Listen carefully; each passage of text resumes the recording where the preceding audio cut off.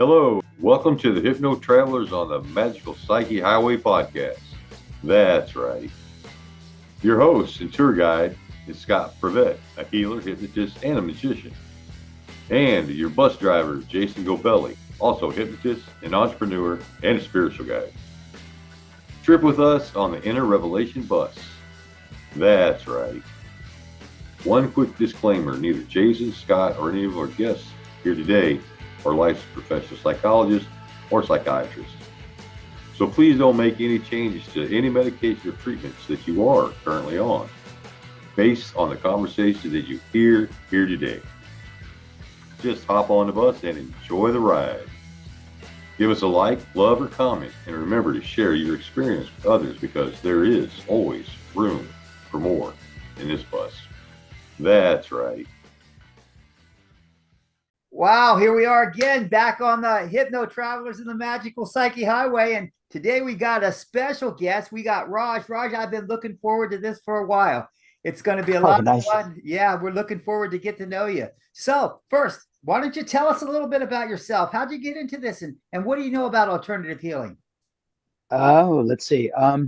So my dad, who's now 94, first started his adult career as some sort of not naturopath, homeopath, something. He was like 21 years old in India. And then he had some revelation he needed to get a degree. He ended up being a mathematician. And then when he retired about 30 years ago, he went back to wellness. So he's written books about wellness, but self-published, right? And so he taught me yoga, maybe I must have been like 10. So we're talking like 70, 71 era, 72. And I taught some of that to my brother, I guess. But so I've been doing yoga and meditation and all that stuff since the 70s. I watched Star Wars, and we were actually in California. My father had a sabbatical at Berkeley, and we were here for a year. He wasn't teaching or anything, but when the movie came out, I was going to line up around the Berkeley Theater, and it was 5 blocks long, the lineup, right? So he said, "No way, I'm not waiting for you." So we went back to Canada at the end of the year, and I watched the very first movie I've ever seen in a commercial theater, and it was Star Wars. And then as soon as I finished watching it, I went and found this book by Patanjali, who was a sage, Indian sage, called Yoga Sutras. Yoga Sutras of Patanjali. And in there, somewhere in that very short book, there's a section about powers. We call it Siddha Yoga, Siddha. Lucas called it Jedi. And I have been practicing this ever since. I spent 20 years manifesting powers. There's 36 powers, and this is only part of it. So everything else kind of fell from there. But even before that, I was using tapping to get rid of stutter. I used Silva method to learn a whole bunch of languages, like 22 or more languages, just at least to recognize them by ear. I used NLP in 79 to 83 to get rid of 20 of 21 phobias. So all of that, it kind of falls from there. Let's see, my maternal grandfather was such a revered doctor in India, in rural India. So let's see, my mother's the second oldest of his kids. Let's say late 50s late 1950s. My grandfather would go to a small city, work in the hospital all day, get on his bike, and then ride his bicycle to villages to give his services for free. And my brother told me this story a few years ago. He said one day our grandfather's riding his bicycle, and all of a sudden, like on a dirt road in rural India in the late 50s or so, the bus comes up behind him. You hear the doors opening, hydraulics, and these arms reach out, grab him and his bicycle, and haul him into the bus. And he's wondering what the heck's going on. And this guy points down the road, and at the edge of the forest is a tiger waiting for my grandfather. And this is just a one-time incident. Sorry, it's not a one-time incident. He's had to brave bears and snakes and stuff.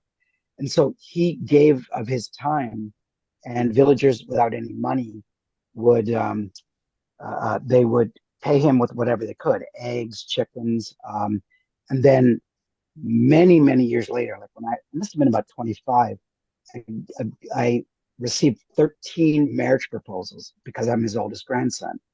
So he was a very revered doctor. So I had a heart to heart with myself, and more recently, I just reached a covenant with the great architect to spend the rest of my life guiding people to happiness. So kind of also as a counteraction to what I went through. But the health aspects, my interest in alternative medicines has been around for a long time. My other, my, let's see, how do I, so same maternal grandfather, when he got married, his wife, so my maternal grandmother, his wife's father owned an apothecary in a small village in India. And he took over it as I guess, the groom or whatever, son in law. And then his son inherited it. And so there's been different medicines, different practices in our family for quite a long time. So, that's just part of it. So I've always had the interest, and I've kind of picked up different modalities. I don't know. I kind of went all over the place there. Well, no, we're just glad we dragged you onto our bus today. And Yeah, Yeah, now that we for got sure. now that we got you For on, sure. So things we want to know. Scott, were you going to say something? I was going to ask Raj, what types of healing does he do for people? Like, what are so some of the common things that somebody would come to see you? most recently, emotion code energy work, which is built on muscle testing and Chinese energy medicine. Um, it uses, I can describe that more later, but the premise is that if we suffer some event, whether it's a small thing like somebody insults us, or whether it's a big trauma, uh, if the emotion gets trapped, then from Chinese medicine, the trapped emotion will cause negative energy in the body, and that builds up, and we get sick, or we have change in mindset, or we can't manifest things that we want in our life, like career, wealth, whatever. So that's my most recent, but I've added that to hypnosis, NLP, Qigong, chakra balancing, Reiki. I'm a level 3 Reiki master. I've been doing some sort of energy work for as maybe at least 30 years. I had a girlfriend, I guess, in Canada, maybe 30 plus years ago, who used to volunteer at a retirement home in Toronto, Canada. And she was my student for a while, but after that, we dated for a brief moment, and she taught me some energy work. And so, if you've ever heard of Wim Hof and his Iceman challenge, you know that he can raise his body temperature, and he takes a lot of that from Buddhist monks. Well, so what she taught me, I use that when I use it in a really weird way, like in Toronto in my party days, my party boy days, mid 20s to late 20s. I lived not so far from my favorite bar, not nightclub, and I'd go without a jacket because it was a nuisance to check it in. So I'd be standing out in the line in December, and everybody would be shivering, even with jackets. I'd just be standing there, sleeves rolled up, and just waiting to get in. And it's like I didn't think about it, but I just used the similar technique to raise my body temperature. I'd start by just giving myself some energy and then go from there. So I've been using a lot of these practices in different ways. So do you think a lot of this energy and a lot of this knowledge and a lot of this stuff that you come that's led you on the direction that you're going, do you think a lot of that has come just based on the fact that you grew up in India and you were around all those spiritual people in India where you were and where you lived? Actually, I didn't grow up in India. My mother and I left when I was about 4 and a half. We went to Toronto. My father was there. He studied briefly in Ohio and then went to Toronto. And I didn't see him like after like I he left when I was 6 months old to the United States. So I didn't see him until I was almost 5. I did most of my growing up in Canada, a little bit in the States. So, but there's I'm I don't know if you know the caste system in India. I'm a Brahmin, which is a priest caste. So our traditional duties are to educate or to be a priest. And they Brahmins don't tend to be doctors as often as say some other of the other castes. But my father put into me the importance of good health. I think he said to me, for example, the only reason he thinks that he's probably lived to 94, despite his parents passing away when he quite young, was that he's never eaten any processed food ever, and he's always eaten whole food. And despite that, he smoked and drank like crazy when he was younger, especially drank. And he's had cataracts and other stuff, but he's still alive. And I mean, at 94, your health declines. But so he instilled in me good health. And my brother and I, we used to work out. We're into, if not sports so much, more like, say, health related aspects, exercise, yoga, martial arts, that sort of thing. So it's been impressed upon us very early that it's important to maintain our health. Now, that doesn't mean that I did. I did get sick for a long time. And in the wake of that, I lost two careers and thought, long and hard and said, what the hell am I going to do?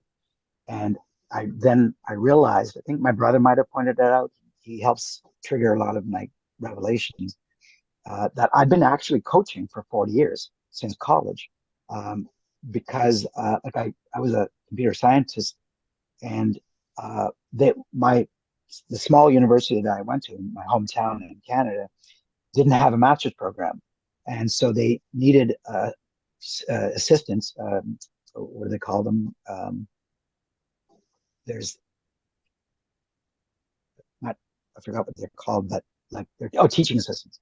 So I lucked out, got a gig as a teaching assistant while I was undergrad, and a lot of students that were not computer science students would come to me and say, I need help. I don't understand this. This is like, we're talking 1985 to 1984 to 1986. And people didn't understand computers. There was no personal computers. So they'd come for help. They'd be in the sciences, smart people, but didn't understand. So then they'd get comfortable. People always felt that they could talk to me. So they'd start saying, yeah, I'm having a lot of trouble with the rest of my courses. So we'd talk, or my boyfriend this or my girlfriend that. And from there, like, I've been coaching informally for roughly 40 years. So I realized that maybe that's what I can do. It suits me, suits my personality. And so I just started adding more modalities. MMHA, we're all storm riders. That was probably one of the very first ones. I haven't written the actual exam because I've got memory issues. I worried about it, but I finished the program almost 2 years ago, and I've been applying it and adding other stuff. But what I'm finding is that with hypnosis and NLP, sometimes there's other resistance. Like, you can use ego states. I don't know if you've discussed that in your podcast before, but I find that marrying ego states work with emotion code, for example, is very effective. So the emotion code gets rid of the negative energy. It releases the trapped emotions, gets rid of the negative energy. And then I can use something like ego states if there's still resistance, or I can use mindscaping if they want to say, okay, where do I go from here? We release this negative energy, but I don't know what to do with my life or something. So it sounds like you got a whole bag of tools that you got carrying on you, and you kind of mix them together, kind of eclectically, maybe just the way the spirit moves you that day. It depends on the person. I try to customize it for them. So some people really like the motion code by itself, and others like my love streaming NLP sort of thing, where we imagine the infinite source is sending these clusters of heart icons with plus sign in. And as they enter the top of your head into the crown chakra, some of the icons, the heart icons, turn into liquid energy. Some of them stay. Some of them might turn into something else. So let's say you're an entrepreneur, or you're a hypnotist, or some other healer. You can convert in your mind those little heart icons into, say, dollar signs, or an icon of a client with a plus sign, so your ideal client. So I use that NLP aspect with the heart healing pose and this energy shield to shield yourself from negative stuff, and then incorporate in with the emotion code if somebody wants it. I don't, I use what they feel comfortable. I explain what the options are, and then go from there. Right. Well, seeing that you work with different individuals in different ways, you'd probably have to dig into your whole bag of tricks for somebody as off-centered as me and Scott. You know, it might take a little bit extra work on that, huh, Scott? You're gonna need more than a bag of tricks for us. You never know. Be surprised. The effectiveness of just the right tools. What are your favorites? Like what protocols do you guys like? That's why kind of the podcast is helping us understand what's coming up, what do we look forward to, and how the different people can help, how people help other people in the different ways that they do. Right. And my direction is I'm a big intuition guy. I believe that as long as God's in the center, I can't fuck it up. So I just go for it, and whatever goes my way, whatever feels right, I just trust it. I find out that as long as I'm trusting the supreme being, then I'm out of control and everything seems to be cool, because in all essence, I'm not the one with the healing power anyway. It's the person that I'm talking to, and it's the universe that heals us all. All I'm doing is Absolutely. all I'm doing here is driving the bus there, Raj. Exactly. That's why I call myself a guide instead of a healer. Yes. Yeah. But we are healers. That's very cool. We're facilitating. Yes. And sorry, Scott. You're facilitating the healing anyway, regardless, because you're not the one that's actually laying the hands on healing that person. You're a facilitator. So you're exactly. I understand that. yes, I like that. I like that term, guide.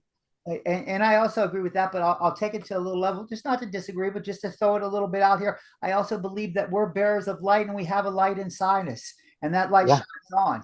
So that light can help heal. So it is a healing energy that we carry with us, because it carries from without. So it's without and within. And even though we're on the line right now and we're all touched, but emotions and vibrations, electromagnetic, well, whatever, they go through the internet. And what you say can touch me, and what you say can touch Scott. But not only that, it can touch all those other viewers on the bus as well. So sure. Actually, if you put it that way, then yeah, I can see. So like I'm a Reiki healer, and I pass on energy, although that energy is coming from infinite source, from the from the great architect, or however you want to call infinite source. So in that sense, it's kind of if you're doing Reiki, you're kind of both healing and facilitating, whereas with a lot of the other protocols, you're just facilitating. So yeah, we're kind of that in between state. So that said, so let's take Reiki for a minute as an example. So isn't that kind of like if we took a glass, a lens, and put it in front of the sun and magnified it to a certain point? So the sun is the energy, but aren't we in fact taking the lens and magnifying it and putting it to the point where it needs to be pointed to create that healing? Yeah, excellent metaphor. Yes. Yeah, there we go. Yeah. That's right. So I guess that lens is another tool in the bag, right? Yep, exactly. Yeah, and we all have these abilities. Even like the now we're not supposed to use the J word because of trademark stuff, but I call it J8 digit 8I jet I just to avoid it in print. The issue, but these powers are available to all of us. There's multiple ways to get that, but I find that these help in a lot of ways. We were in that one session where I was talking about skills such as micro expressions, understanding that as a coach, as a hypnotist, very valuable skill to have. There's like, so it's not all just the guide and stuff. Even things like personality science. I'm doing certifications in personality science because how I say maybe Scott is one particular personality type and you're another, then what I offer to you makes a difference. Like my own experience with other storm riders is that a certain personality type in the Myers-Briggs type will kind of poo-poo certain ideas, and others will openly accept it, right? So I might not even bring up, I had this in my toolbox. I won't even mention to some people if I know their personality type. So like I'll be very careful what I'll say. This is in my toolbox. What do you think? Oh, I think So that's real interesting because sometimes you might need to use that magnifying glass, and sometimes you may need to use a wrench. And other people, exactly. I think they just need a hammer upside the head. Hopefully not too many. you know, to each their own. We need to get to what we need to get in order to solve what we solve. I'm a big results type of guy. It doesn't matter what happens as long as we get the results that we're looking for, and there may be more than one way to get to those results. Yep. How do Definitely. you, Raj, how do you get new patients or clients, or how would you even refer to them?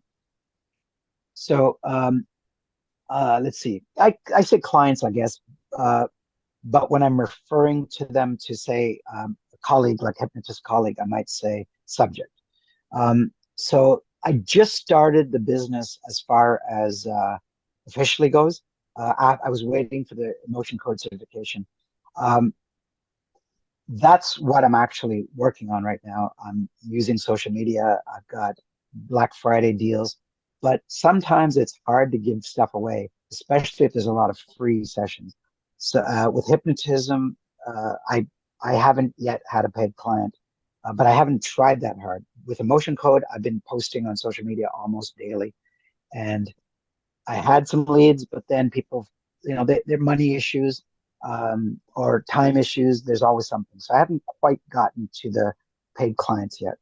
I think you're going to have to I, ride your bike all to these clients' house, and they're going to have to pay you in chickens. right. Well, some people did swap. Actually, one of my clients sent me, I don't have it in front of me, but she's because blue is the color of the throat chakra, and she and I share imbalance in the throat chakra. She sent me a bottle of Wyman's wild blueberry juice. Actually, she sent Oh, me several wow. bottles of it. And she also sent me, I don't know if you can see this on, let's see if I can reach this. You disappeared. Oh yeah, because He's that's how my background works sometimes. She sent me this. Can you read? Oh, is it backwards? Gypsum It love. says organic Egyptian lotus flower of intuition. This is sleep. This is sleep tea using Egyptian lotus, and it's blue, Oh, so it wow. also helps the throat. So it helps sleep and it helps the throat.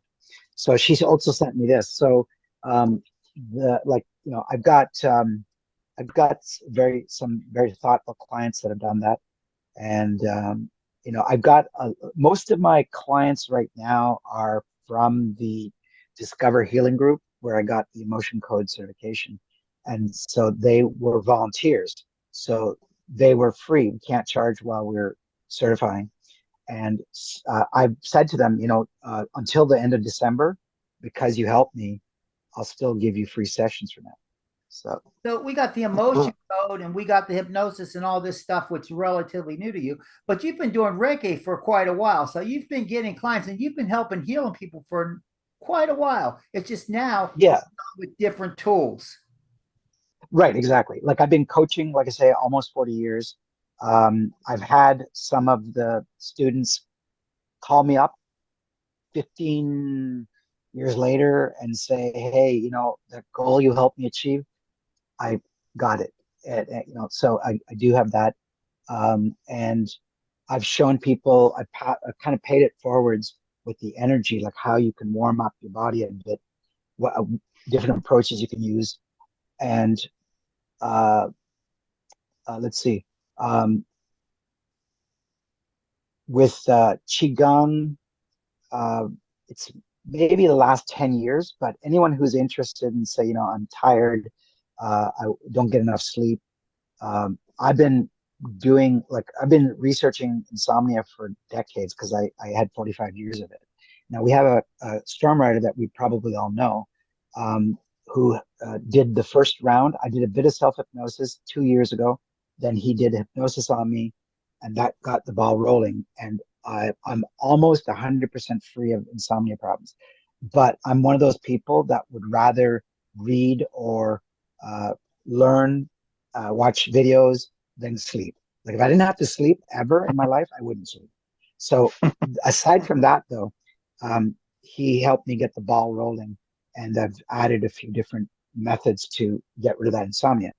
But before that, if I'd say, okay, if you're not getting enough sleep, you can look at some YouTube videos on qigong, activating beginner activation of energy, and you can use a lot of that and give yourself the energy. A few weeks ago, maybe about a month or two ago, I, for reasons I won't get into, I was only getting 3 to 4 hours of sleep for about a week or two. And when I do my qigong practice, about 20 minutes, and do some bit of physical exercise as well, I felt like I had 8 hours of sleep, and I only sleep 6 hours at the most, 6.5. So that everybody has this ability.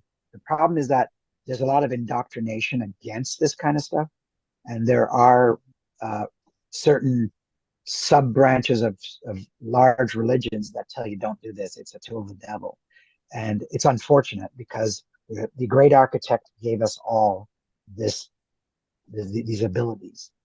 So you know, so we all have this, and so anyone who's willing to listen, I share. Yes, yes. That's awesome. I've heard some of the great minds have only slept 3 or 4 hours a night. So, Spiritual. it's I think what matters is the quality and not the quantity. And Right. there's different ways to look at things like this. And when we look at it as talking as a toolbox, and I know that you're kind of involving, like you said, you were involving and picking up new and new tools, but in all essence, that light's been shining for a lot of years. I mean, from what I understood and from what I heard, it's been shining since you've been a little kid. Yeah. Actually, so uh, there's a photo, there's a couple of photos of me. So when I was 3, um, my mom and I were still in the village. My father had already gone to the United States. He wasn't even in Canada yet. He was still in Ohio. I think he was doing his master's or something. I remember that a photographer came to the village, and I guess I don't know if he was commissioned or whatever, but it was a rarity for him to be in the village. And so he was going to take a photograph of myself and this little girl. She was about a year old. And I remember he directed me to stand beside her in the chair. I was so worried about her falling out of the chair that I just sort of casually put my arm around the back of the chair so that if she fell, I could stop her. I was only 3. And I think that I got that kind of mentality, I believe, from my mother's father. He was like that. He was a very caring person, and I grew up around women. My mother, her sisters, aunts, great grandmothers. So it's kind of been part of me. When I was 7 in Canada, I sat on Santa's lap. He said, "What do you want for Christmas?" I said, "I want world peace." So it's like somewhere, it's kind of been there for a while. Well, I think this whole podcast and our whole bus, we're driving, and it's got heavy focus on spirituality and healing others. And Scott brought up earlier that he's kind of new with the hypnosis thing, but Scott as well. He's been a healer for years. Scott was in the military, and Scott's been in major operating rooms and surgery rooms, literally physically healing people. Ain't that right, Scott? I worked a lot of time, a lot of years working in cath labs and working in doing different surgeries, assisting in as a first assistant in surgery. So yeah, lots of different people get healed with surgery. So it's time to see the other side of it. I've gotten curious to see what's on the other side instead of just the scientific side. I'd like to see the stuff that, like hypnosis and all these other healing modalities that the science doesn't really acknowledge. Right. And so Yeah. that's what makes this really interesting too, is because on one side of the coin, we got someone who's been in traditional fields of medicine for years and healing. And then on the other side of the coin, in the same room, we got someone who's doing creative methods like energy healing. And what do we got? Together we find out it's the same thing. We all want to help people. We all want to love Right. them and help make this a better world. Ain't that right? Well put. Indeed it is. Yeah. Yeah. So, what else would you like to add, Raj? Is there a way that people can get a hold of you? Let's say they want to get a hold of you. They want to do some Reiki. They want to do some of this emotional code. They want to do whatever, or dig into that bag of tools that you got and try some different things combined. How can they reach you? I have a YouTube channel called Laughing Bunny. So you use the @ symbol, the new handles, and that's about balancing your life as an entrepreneur, healerpreneur, whatever you want to call yourself. It's about getting work-life balance. So it covers things like solfeggio frequencies, binaural beats, breath work, kind of the whole shebang. Um, there might be a link over to my Facebook, but you can get me on Facebook. It's you got to use my full. It's Raj Kumar dash. So RAJKUMAR dash. That's my Facebook profile. Just DM me. I've got some Black Friday deals right now, like just almost a steal, and you can choose whatever modality you want. So are you like connected to a bunny or something like that? What's that all about? So when I was a kid, like you know how we had Remembrance Day just a few days ago, or at least in Canada we call it Remembrance Day. Here it's called Veterans, I think, Veterans Day, November 11th. So as growing up in a small town in Canada, I went to in grade school. I went to a school called Colonel John McCrae. He wrote the poem In Flanders Fields, and we wore poppies every November, like a poppy kind of there's a black center and a green. Depending, the old ones they don't make them the same way anymore. They're hard to find in California, but every November 11th we'd wear a poppy, and the sorry, I just drew a blank. Pardon me. Can you repeat the question? No, I was talking about I that had spiritual connection to the bunnies that you have. Oh, right. So at Colonel John McCrae, I think it was like grade 3. My best friend at the time and I were in the play. I was dressed in a bunny suit, and I've got this giant smile on my face. It's a black and white photo, but my wife saw it. And when I first got married, I called her Bunny as my nickname for her. She decided to call me Bunny after seeing that, so she calls me Bunny. And I'll tell her stories about my days in Toronto, and they'll start off like sounding like fun, right? And they don't always end that way, but she calls me Bunny, and I figure, that I found that photo and I'm actually happy in that photo. So it's kind of a little of this, a little of that. So I just use that handle. Nice, nice. Well, I've been called a jackass a few times, but I don't think I'm that as my handle. What about you, Scott? You got anything you want to throw on that? Yeah, I'm good, man. I'm not going to go near that one. Right on. Well, hey, this has been a lot of fun. I've had quite a bit of fun on this conversation, and we've done quite a bit and dipped into a lot of things. Is there anything either you guys want to throw out here and let our viewers know? Because we got some viewers that have been watching here. We got some followers that are watching. Anything you want to throw out at them? Find help with somebody. Go and talk to some. Even if you're feeling fine, there are lots of ways to feel better than just fine. There's no reason that we all can't go around and be happy. So Definitely. find a hypnotist or a facilitator, a healer, a coach. And I don't know of anybody that came with an owner's manual for the human life. Yeah, exactly. Um, my covenant with the great architect is to spend the rest of my life guiding people to finding their happiness. One of my other YouTube channels, Happiness Frequency, that's what I'm. That's kind of my coaching channel. There's no content on it, but my mission for the remainder of my life is to help people find their happiness frequency. And I do, if it's okay to mention, for veterans. I Sure. have free, uh, my brother helped me come up with his name, Coach's Ear, 30-minute sessions, one per person per week. I do have a limit because I do have a business to run. But if you find me on Facebook, you need just someone to talk to. I don't have to do any hypnosis. Sometimes all you need is someone to talk to. And I'm happy to listen. No charge for veterans. That's Beautiful, awesome. beautiful. Thank you for that. Yeah, Scott's a veteran. We say thank you for your service, Scott. We certainly appreciate that. Yes, And thanks for your support. yep, It's people like Raj that made it all worthwhile. that's right. That's right. So yeah, so this has been fun. So I guess we're getting ready to wrap it up. We're all here for one thing, and that's to help each other, and try to be a light and help shine that light on others. And I think the most healing thing that we can do is let other people smile. That's right. So Exactly. let's just enjoy the days that we have together. And I hope that you all out there have enjoyed the little trip on the bus.